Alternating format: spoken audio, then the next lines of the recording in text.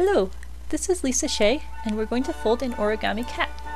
Start by folding your piece of paper in half diagonally and give it a good crease. Open it up and fold it in half the opposite way diagonally. We're making some guidelines here for the next step. So fold this open. Now fold one point in to the center point you just created, and then fold the opposite point in to the center point that we just created and give it a nice sharp crease. Fold your piece of paper over in half so the two short ends we made match up. And this next part will seem tricky, so it's good if you watch this once or twice and then give it a try yourself. We have this point as a guide, and then we have that point down there as a guide. You're going to fold in half across the point on so that the side of the paper goes down the line between that edge and the other point.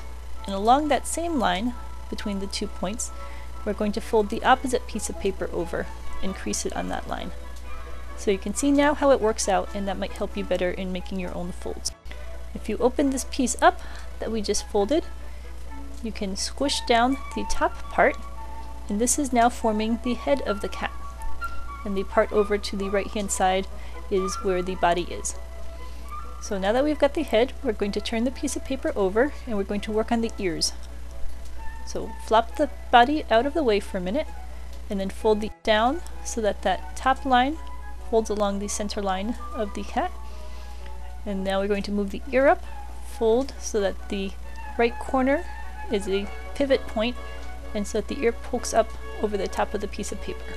And it doesn't have to be precise, it depends on how you want your ears to look. So again, you fold the ear down so that the top goes along the center line to give it a starting point, and then you fold the ear out, pivoting around the left hand point there so that the ear pokes up over the front of the piece of paper.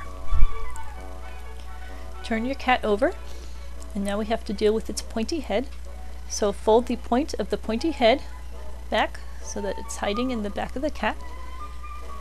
And once we get a crease here, we're going to turn over the paper and tuck the end of the point behind one of the ears, and this will help keep the point from flopping out when we have the cat in a finished state.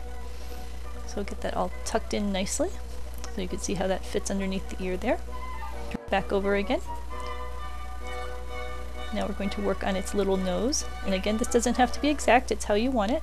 So fold the paper up so that you see the undercolor, and then fold the little nose of the cat down so that it meets the bottom of the white area that you were displaying, and this will form a little face. So you've got the little colored nose in amongst the white face area. So now we're going to work on the body. Fold the tip in to meet the bottom of the cat in half and give it a crease. Now open it up, and on that same crease that you just made, tuck it on the inside. So push it in and then squish the outside down flat. You can say hello to Juliet, who's decided to join me and add her little cat voice to this demonstration.